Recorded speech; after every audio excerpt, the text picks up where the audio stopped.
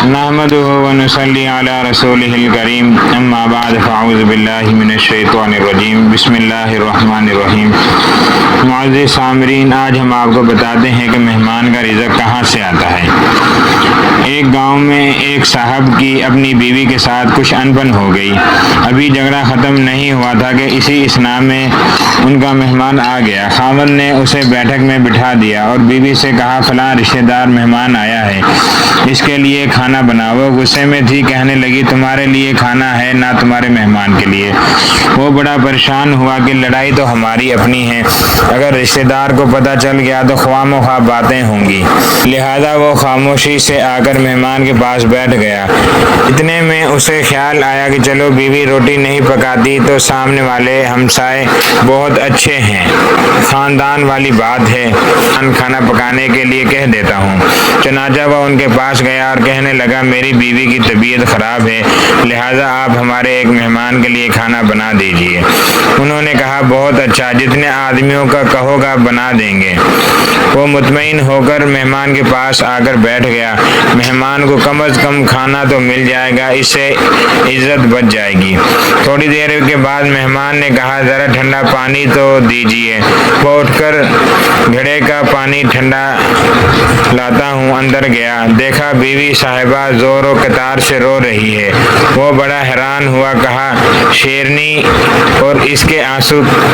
کہنے لگا، کیا بات ہے؟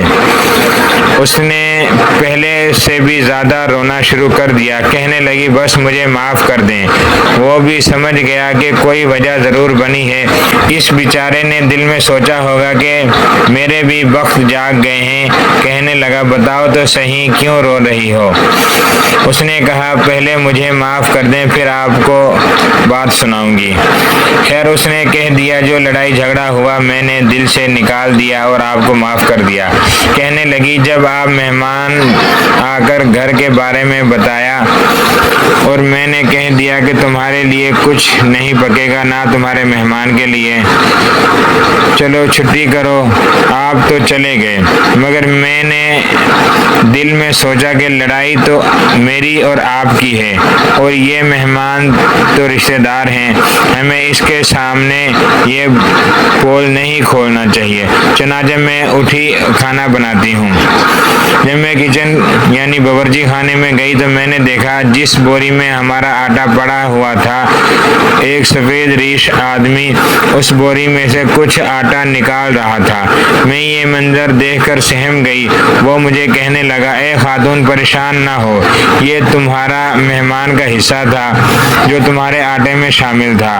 اب چنانچہ یہ ہمسائے کے گھر میں پکنا ہے، اس لیے وہی آٹا لینے آیا تھا اور میں یہ لے کر جا رہا ہوں۔ مہمان بعد میں آتے ہیں، اللہ تعالیٰ ان کا رزق پہلے بھیج دیتے ہیں، تو ہمیں کبھی بھی مہمان سے پریشان نہیں ہونے چاہیے، جو مہمان تو گھر میں برکت لے کر آتے ہیں، جو مہمان کا رزق ہوتا ہے اس میں سے ہم کو بھی مل جاتا ہے۔ تو لہذا اگر آپ کو ہماری ویڈیو پسند آئے تو اس کو آگے شیئر کیجیے، ہمارے چینل کو سبسکرائب کرنا نہ بھولیے۔